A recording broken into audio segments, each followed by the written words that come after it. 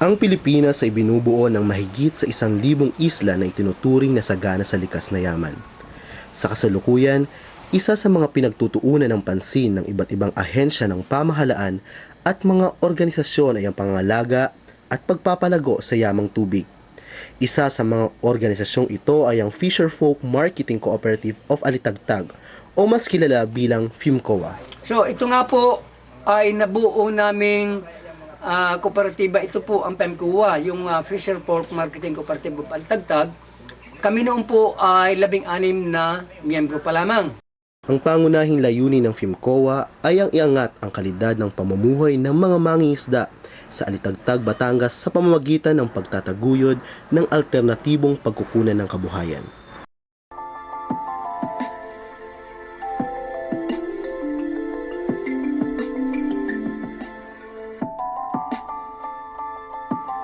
Dahil ang interest namin ay mapalago, mapatatag, makatayo ng sariling aming kooperatiba para balang araw ay baka hindi lamang marketing kundi ang aking pananaw ay maging multipurpose cooperative ang PEMCOA. Alinsunod dito ay ang pagkakaroon at pagpapatupad ng mga alternatibong pamamaraan upang patuloy na paunlarin ang yamang tubig. Isa sa mga pamamaraang ito ay ang pagtataguyod ng industriya ng ornamental fish. Ang ornamental fish o mas kilala sa tawag na isdang palamuti ay karaniwang makikita sa mga aquarium o kadalasan naman ay kinokolekta ng mga hobbyist. Ayon sa pag-aaral ng iba't ibang ahensya ng pamahalaan, ang ornamental fish ay may mataas na demand sa loob at labas ng bansa. Dahil ang Pilipinas ay mayaman sa iba't ibang uri ng ornamental fish, pinagtutuunan ng pansin ang pagpaparami dito.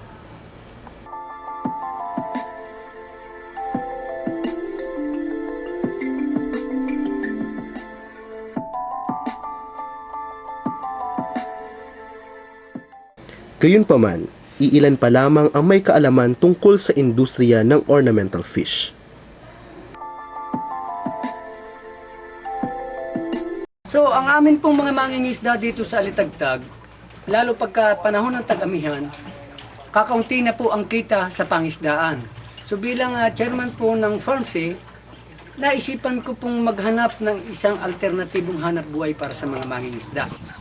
Dahil dito sa barangay na ito ay walang mga panghanap buhay, halos sa madaling salita walang pagkikitaan. Dahil sa pangyayari yun, kami ng aking kasama si Kaleo, si Mr. Leo Aranil, halos araw-araw nagpaplano kung paano magkaroon ng pangdagdag kita. Sa madaling salita, nagkaroon kami ng isang plano tungkol dito sa ornamental fish. Ay ngayon sa aming pag-iisip ni Kaleo ay maganda ito pagkakitaan kahit hindi pa nasimulan sa mga ayon sa aming mga nakikita ay nagsubok kami mag-alaga.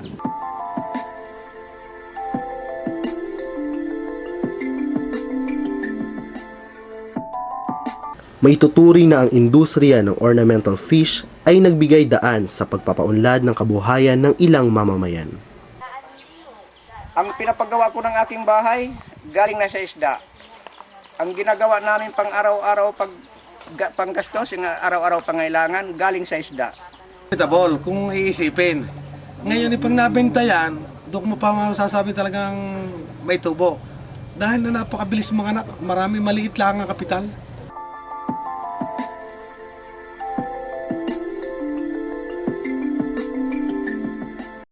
Maging ang mga maituturing na matagumpay na ngayon sa nasabing industriya ay nagsimula lamang sa maliit na puhunan na di nagtagal ay kanilang napalago.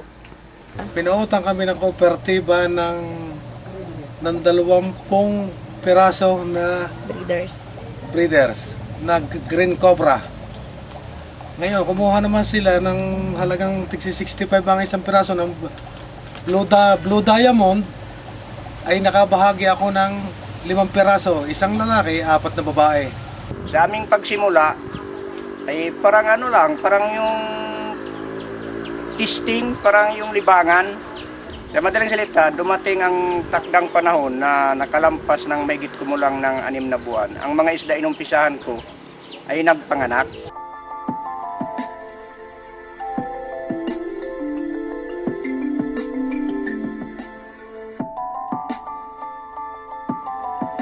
Masasabing isa sa mga dahilan sa pagpasok sa ganitong negosyo ay ang siguradong kita. Marami kami dito sa Alitagtag na isa rin inaasahan. Hindi ka talaga itong pasabi mo na ikaw ay yumaman, pero depende sa katayuan ng isang tao. Siyempre, ang lahat naman ng hanap buhay may puhunan. Kung halimbawa marami kang yung sinasabi dito, pag more breeder, more production. Less breeder, less production. Ang pagpaparami ng ornamental fish ay may iba't ibang paraan. Ilan sa mga ito ay ang tinatawag na backyard raising, kung saan hinuhukay ang lupa upang paglagyan ng mga pararamihing ornamental fish.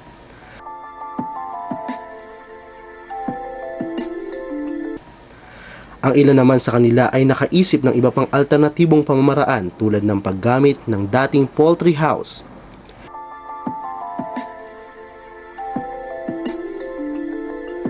Isa pa sa nasabing alternatibong pamamaraan ang paggamit sa dating kulungan ng baboy.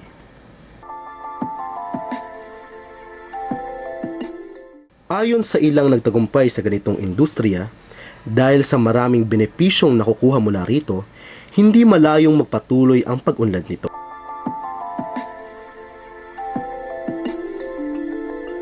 Ay dito sa pag-alaga ng isda, lalo na dito sa mga locos backyard dressing na ito, kung mayroon kang halagang 1,000 piso, pwede ka mag-umpisa at kunting tiis lang, parami ng isda hanggang mag-multiply, kasi ang isda pag umanak yan, inaabot yan ng 80 hanggang 100.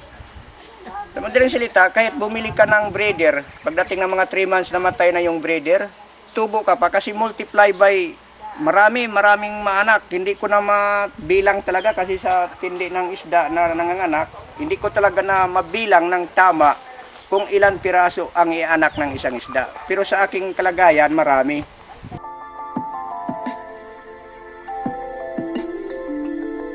Naniniwala ang mga ahensya at mga taong nasa ganitong industriya na mapapagtagumpayan nila ang mga maaaring hadlang sa paglago ng nasabing industriya. Ano pong nakikinita-kinita nyo dito sa inyong negosyo? Abay, nakikita ko parang maganda. Dahil hindi pala ang bull yung kung ako'y magbili.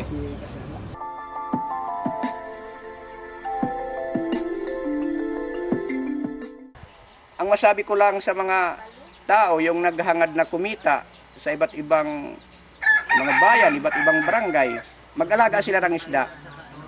At saka magkonsulta sila sa BIFAR sa Butong kay Ma'am Mucha Maris. Pagkatapos, pumunta sila sa Bioresearch, maglakbay aral sila, at pumunta sila dito. Kami handa tumulong sa sinumang tao na gusto maghanap buhay ng ganito. Kami ay open magturo. Kasi nagbigay na rin ang BIFAR sa Butong sa amin ng authority na kami ay pwede magturo, gawa na kapag kami ng trainer trainings.